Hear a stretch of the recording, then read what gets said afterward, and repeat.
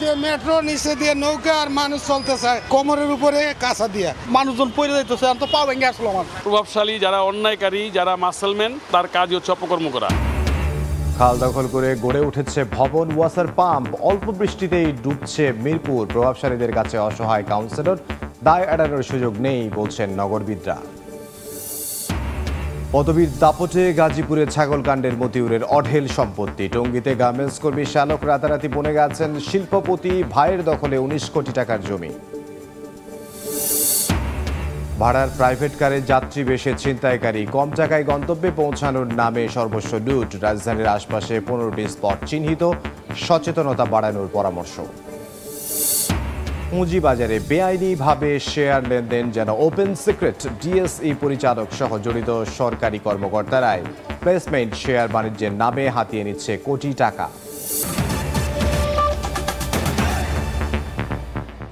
সময় সংবাদের সঙ্গে আছে আমি ইমদাদুল হক।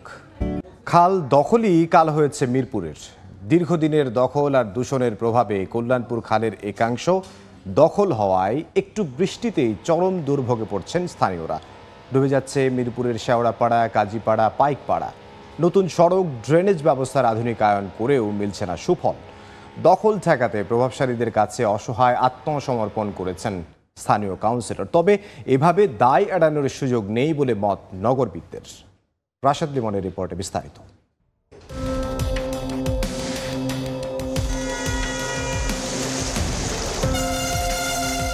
যেন বাতির নিচে অন্ধকার, উপরে ফিটফাট, ঠিক নিচেই সদরঘাট। মেট্রো রেলে যাপিত জীবনে আধুনিকতার ছোঁয়া পাওয়া মিরপুরবাসী একটু বৃষ্টিতেই নাজেহাল। এই যে বুধবার সকালে 1 ঘন্টায় 61 মিলিমিটার বৃষ্টিতেই পানিবন্দি শেওড়াপাড়া, কাজীপাড়া আর পাইকপাড়া। সকাল সকাল স্কুল অফিসগামীদের ডুবতে হয়েছে কোমর পানিতে। দুর্ভোগ, দুর্দশা সব যেন নেমে এসেছে এই এলাকায়।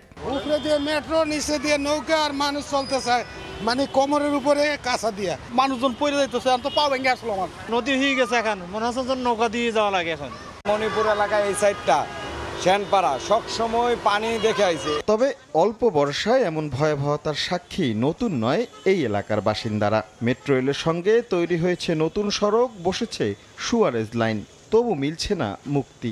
কারণ অনুসন্ধানে একটু ভেতরে সময় সংবাদ। স্থানীয় খালগুলো থেকে স্ট্রম ড্রেনেজের পানি নেমে যাবার কথা থাকলেও কল্যাণপুর খালের শাখা উমোচা উপচে তলিয়ে গেছে আশপাশ। বুঝতে আর বাকি নেই সর্বনাশটা হয়েছে কোথায়। কথা ছিল এই পানি প্রবাহিত হবে খাল দিয়ে, তবে পর্যাপ্ত জায়গা না থাকার কারণে সেই খালের পানি এখন সড়ক দিয়ে, অর্থাৎ উপর দিয়েই প্রবাহিত হচ্ছে, যার মূল কারণ স্থানীয় কাউন্সিলর বলছে দূষণের পাশাপাশি দখলও। এবং অভিযোগ আছে এই ওয়াসার যে এই পাম্পটি বসানো হয়েছে সেটিও খালের জমি দখল করে, এবং এই পাশটাতে আরও বেশ কয়েকটি ভবন রয়েছে যেগুলো খালের জমির উপরেই তৈরি করা হয়েছে। এবং ধীরে ধীরে খালের দুই পাশে যারা বসতি স্থাপন করছেন তারা দখল করে নিচ্ছেন খালের জায়গা, যার পরিণাম এখন চোখের সামনে। প্রথমে ছিল ওয়াসা, এখন সিটি কর্পোরেশন আন্ডারে আসছে। সিটি কর্পোরেশন ইচ্ছা করলে এটা উদ্ধার করতে পারে। কাউন্সিলর তো কইতেছে এটা খালের উপরে হয়েছে, আমরা বলতে খাল তো দখল হয়ে যাচ্ছে। কারা করতেছে দখল? দখল করতেছে যাদের টিনশেড বাড়ি আছে, এখন তারা কে করতেছে এটা তো না, যার জায়গা আছে এ করতেছে। আবার উন্নয়নের নামে খালের উপর কালভার্টও কম ভোগাচ্ছে না। দূষণের জন্য সাধারণ নাগরিকদের দুষলেও দখলদারদের কাছে নিজেদের অসহায় মানছেন খোদ স্থানীয় কাউন্সিলর। বলছেন দিনে দিনে প্রভাবশালীরাই গিলে খাচ্ছে এসব খাল।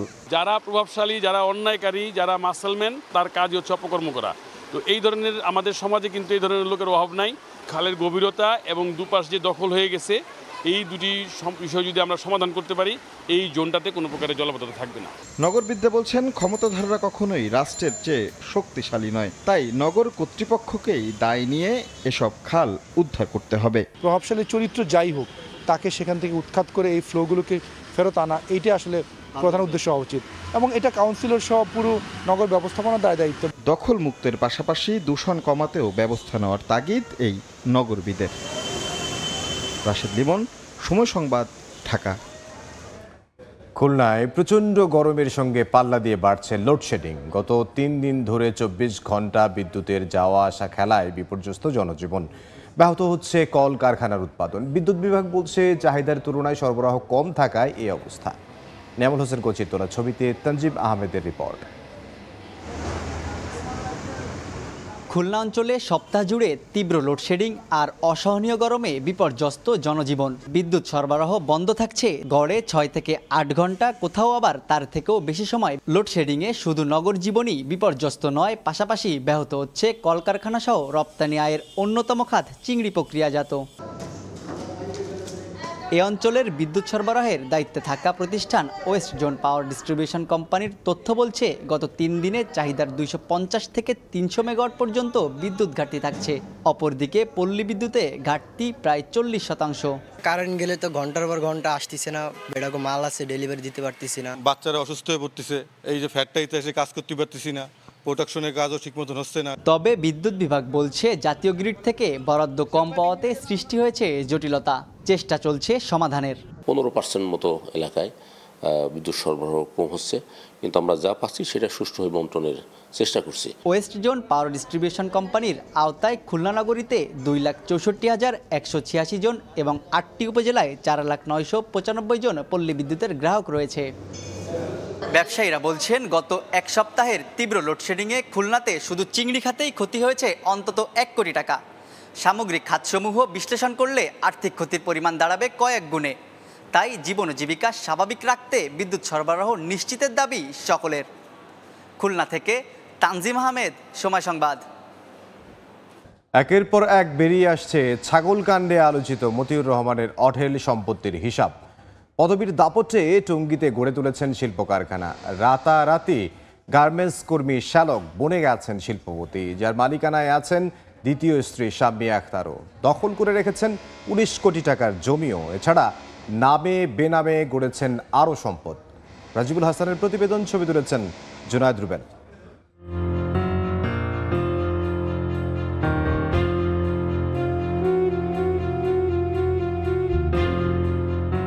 ছেলের একটা ছাগল কাণ্ডেই সব অর্জন শেষ। দুর্নীতির মাধ্যমে অর্জিত কোটি কোটি টাকার সম্পদের পাহাড় গড়া অবিশ্বাস্য তথ্য বেরিয়ে আসছে গণমাধ্যম তথা সামাজিক যোগাযোগ মাধ্যমে। দুর্নীতির শিরোমণিতে আলোচনায় তাই জাতীয় রাজস্ব বোর্ডের ক্ষমতাধর সাবেক কর্তা ব্যক্তি মতিউর রহমান। তদবির জুড়ে চেয়ারে বসে 2 হাতে কামিয়েছেন। বিভিন্ন জায়গায় নামে বেনামে গড়ে তুলেছেন বিলাসবহুল বাড়ি গাড়ি, শিল্প প্রতিষ্ঠান, রিসোর্ট, প্লট, ফ্ল্যাট সহ বিপুল সম্পত্তি। ঢাকা, নরসিংদী, বরিশালের পর গাজীপুরেও খোঁজ মিলেছে মতিউরের সাম্রাজ্যের। একসময় গার্মেন্টস কর্মী হিসেবে চাকরি করা কাইয়ুম রাতারাতি শিল্পপতি বনে গেছেন মতিউরের অবৈধ আয়ে।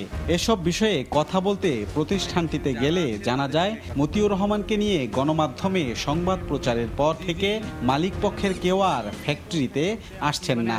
প্রথম খুলছে তো ফ্যাক্টরি, এখন পর্যন্ত কেউ আসেনি। স্থানীয় কাউন্সিলর বলছেন, 2-1 বছরের মধ্যে এই ফ্যাক্টরিটি বহুতল ভবন করে সম্প্রসারণ করা হয়েছে।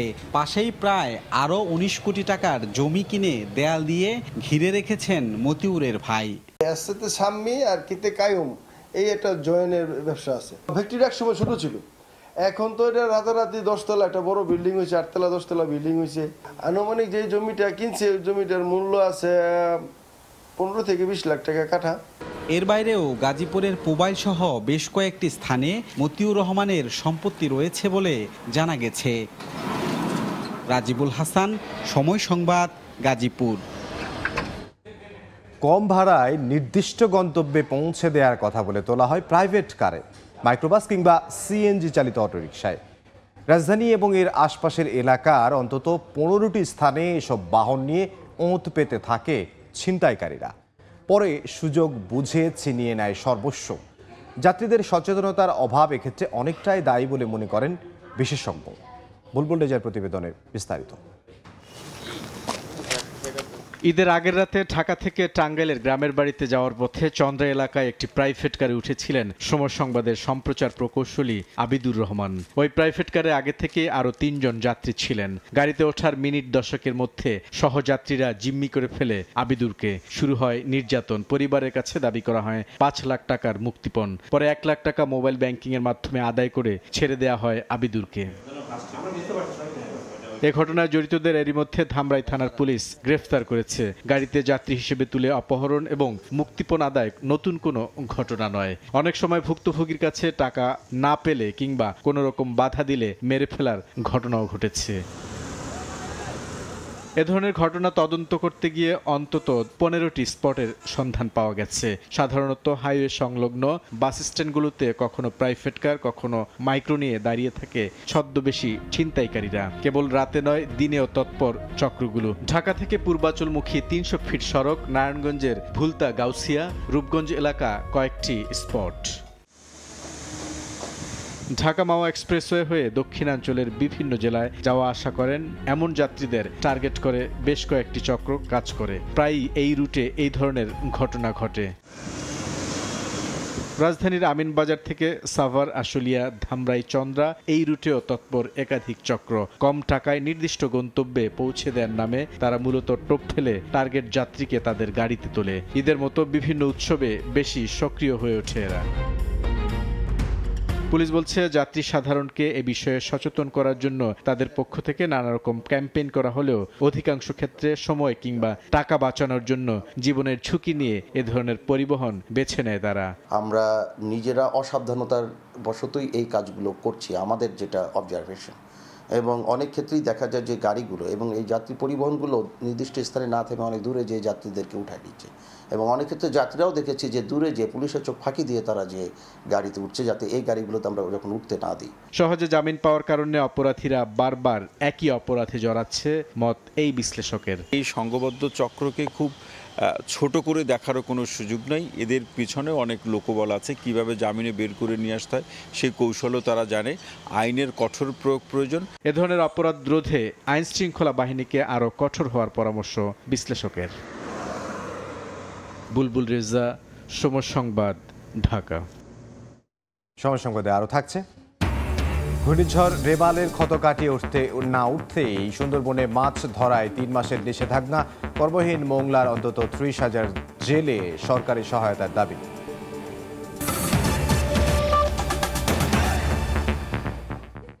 নয় ঘন্টা পর স্বাভাবিক হয়েছে সারা দেশের সঙ্গে সিলেটের ট্রেন চলাচল। সরিয়ে নেওয়া হয়েছে পাহাড়িকা এক্সপ্রেসের লাইনচ্যুত 2টি বগি। দুর্ঘটনার বিষয়ে রেল কর্মকর্তারা তাৎক্ষণিক কথা না বললেও চালকের দাবি, বগি থেকে কোনো এক যাত্রী টেনেছিলেন ট্রেন থামানোর শেকল। আমিনুল ইসলামের প্রতিবেদন, ক্যামেরায় ছিলেন দিগেন সিংহ। দুর্ঘটনা কবলিত বগি উদ্ধারের মধ্য দিয়ে প্রায় 9 ঘন্টা পর স্বাভাবিক হল সিলেটের সঙ্গে সারা দেশের রেল যোগাযোগ।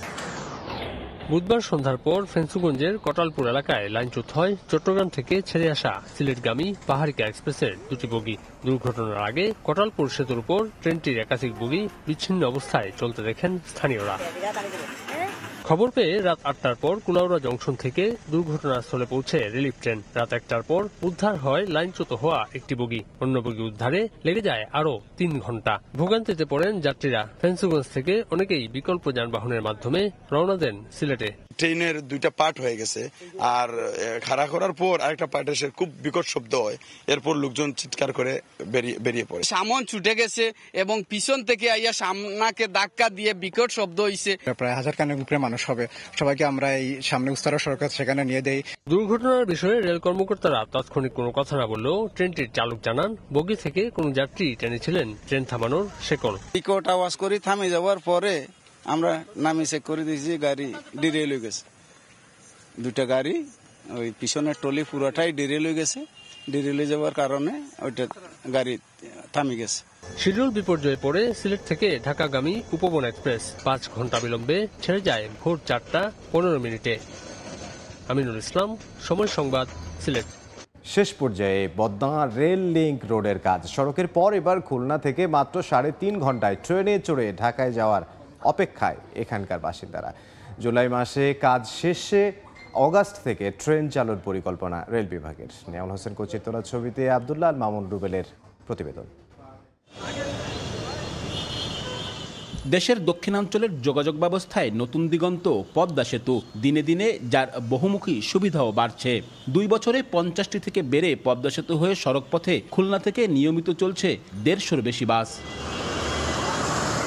এবার দক্ষিণাঞ্চলবাসীর আরেক স্বপ্ন পূরণ করতে চলেছে পদ্মা সেতু। ঢাকা থেকে ভাঙা পর্যন্ত রেল লিঙ্কে ট্রেন চলছে। প্রকল্প সংশ্লিষ্টদের তথ্য অনুযায়ী ঢাকা থেকে যশোর পর্যন্ত পুরো 169 কিলোমিটার রেলপথের কাজ শেষ হয়েছে 94%। সব ঠিক থাকলে আগামী জুলাই মাসেই শেষ হবে পুরো পদ্মা রেল লিঙ্কের কাজ। আর আগস্টের প্রথম সপ্তাহে শুরু হবে খুলনা থেকে নতুন এই রেল রুটে ঢাকায় যাতায়াত। কিছু স্টেশনের বিল্ডিংয়ের কিছু কাজ আছে, পাশাপাশি আমাদের সিগন্যালিংয়ের কিছু কাজ, এবং সেটি চূড়ান্তভাবে আমাদের টায়ার লাইন দিয়ে আমাদের চালু করতে হবে। পদ্মা সেতুর কল্যাণে রেলের এমন সহজ যাতায়াতের খবরে উচ্ছ্বসিত খুলনা অঞ্চলের যাত্রীরা। 3 থেকে 3.5 ঘন্টার মধ্যে ঢাকা যাওয়া যাবে, এটা তো আমাদের জন্য খুবই খুশির খবর। ঢাকা যেহেতু রাজধানী, আমাদের ওখানে বিভিন্ন কাজকর্ম থাকে, দিনে দিনে আমরা কাজ মিটায় চলে আসতে পারবো। বর্তমানে খুলনা থেকে 3টি ট্রেন বিভিন্ন পথ ঘুরে পদ্মা সেতু ও যমুনা সেতু হয়ে রাজধানী ঢাকায় যায়। এতে সময় লাগে 8 থেকে 10 ঘন্টা। শুধু খুলনা ঢাকা নয়, রেলওয়ে সূত্র বলছে তাদের পরিকল্পনা অনুযায়ী ডিসেম্বর নাগাদ পদ্মা রেল লিঙ্কে যুক্ত হবে খুলনা বিভাগের 2 বন্দর বেনাপোল ও মংলা। ফলে রাজধানীর সাথে পণ্য আনা নেওয়া যেমন সহজ হবে, তেমনি এই 2 বন্দর দিয়ে আমদানি রফতানিও বাড়বে, যা ভূমিকা রাখবে এ অঞ্চলের সামগ্রিক অর্থনীতিতেও। আব্দুল্লাহ আল মামুন রুবেল, সময় সংবাদ, খুলনা। ঘূর্ণিঝড় রেমাল কেড়ে নিয়েছে জাল নৌকা সহ জেলেদের মাথা গোঁজার ঠাঁই। অন্যদিকে সুন্দরবনে মাছ ধরায় চলছে 3 মাসের নিষেধাজ্ঞা। এ অবস্থায় কর্মহীন হয়ে পড়েছেন বাগেরহাটের মোংলার অন্তত 30,000 জেলে। সংকট মোকাবিলায় সরকারি সহায়তার দাবি তাদের। মাহমুদ হাসানের পাঠানো তথ্য ও মাসুদ রানার ছবি নিয়ে প্রতিবেদন। গত 26 মে ঘূর্ণিঝড় রেমালের আঘাতে ক্ষতিগ্রস্ত হয় বাগেরহাটের মোংলা উপকূলের জেলেদের জাল নৌকা সহ মাছ ধরার সরঞ্জাম। বিধ্বস্ত হয় ঘরবাড়ি। এখনও অনেক জেলে অস্থায়ী ঘর তুলে কোনো রকম বসবাস করছেন। এরই মধ্যে শুরু হয়েছে সুন্দরবনে মাছ ধরার ওপর 3 মাসের নিষেধাজ্ঞা। এতে কর্মহীন হয়ে পড়েছেন উপজেলার অন্তত 30,000 জেলে। নিবন্ধিত 1/3 জেলে সরকারি খাদ্য সহায়তা পেলেও বাকিরা অনাহারে মানবেতর জীবনযাপন করছেন। এই অনেক কিছু আছে কিন্তু আমরা পাইনি, আমাদের দেয় না। ভাঙিছে কি হয়েছে, কি পরিস্থিতি, কোনো নদীতে কিছু নাই, মাছ নাই, কোনো কিছু নেই, মানুষ অসহায় পরে দিন যাপন করতে। অনিবন্ধিত ও ঘূর্ণিঝড়ে ক্ষতিগ্রস্ত জেলেদের তথ্য সংগ্রহ করে সহায়তার আশ্বাস স্থানীয় প্রশাসনের। যে এলাকাগুলো ক্ষতিগ্রস্ত বেশি হয়েছে সেগুলোকেই আমরা এবার গুরুত্ব দেব বেশি, যেন আমাদের এই বিকল্প কর্মসংস্থানের মাধ্যমে তারা দ্রুত ঘুরে দাঁড়াতে পারে। এর আগে যেহেতু ঈদ উপহার হিসেবে 10 কেজি চাল সকলকে দেওয়া হয়েছিল, এই জন্য জেলেদের ওই চালটা আমরা ঈদের পরে দেওয়ার সিদ্ধান্ত নিয়েছিলাম। মাছের প্রজনন বাড়াতে প্রতি বছর 1 জুন থেকে 31 আগস্ট পর্যন্ত 3 মাস সুন্দরবনে মাছ ধরা ও পর্যটক প্রবেশ বন্ধ ঘোষণা করে সরকার। সময় সংবাদ, মোংলা। নির্মাণের 5 বছরেই বিপজ্জনক হয়ে উঠেছে সাতক্ষীরার বাইপাস সড়ক। বিভিন্ন স্থানে দেবে গেছে মাটি, প্রায় ঘটছে দুর্ঘটনা। এতে ক্ষুব্ধ এলাকাবাসী। সড়ক বিভাগ দুষছে ভোমরা বন্দর দিয়ে অতিরিক্ত পণ্যবাহী ট্রাক চলাচলকে। মমতাজ আহমেদ বাপির পাঠানো তথ্য, আমিনুর গাজী সবুজের ছবি নিয়ে প্রতিবেদন। দেবে গেছে সড়কের 2 পাশ, কোথাও কোথাও উঠে গেছে কার্পেটিং। 2019 সালের 16 অক্টোবর উদ্বোধন করা হয় সাতক্ষীরা মেডিকেল কলেজ থেকে বিনেরপোতা বিসিক শিল্পনগরী পর্যন্ত বাইপাস মহাসড়ক। 5 বছরের মধ্যে সড়কটি হয়ে উঠেছে জেলাবাসীর চিন্তার কারণ। এলাকাবাসী জানায় 12.3 কিলোমিটার সড়কের বেশিরভাগ জায়গায় দেবে গেছে মাটি, প্রায় ঘটছে দুর্ঘটনা, এমনকি ঘটছে প্রাণহানিও। উঁচু নিচুর কারণে মোটরসাইকেল আসে আর অ্যাক্সিডেন্ট করে। বাইপাস মহাসড়ক এখন মৃত্যুজনক হয়ে গেছে। একাধিক লোক এখানে অ্যাক্সিডেন্ট করে গুরুতর আহত হয়, অনেকে মারাও যায়। রাস্তা দিয়ে ঠিক না করে তাহলে তো ঝামেলা।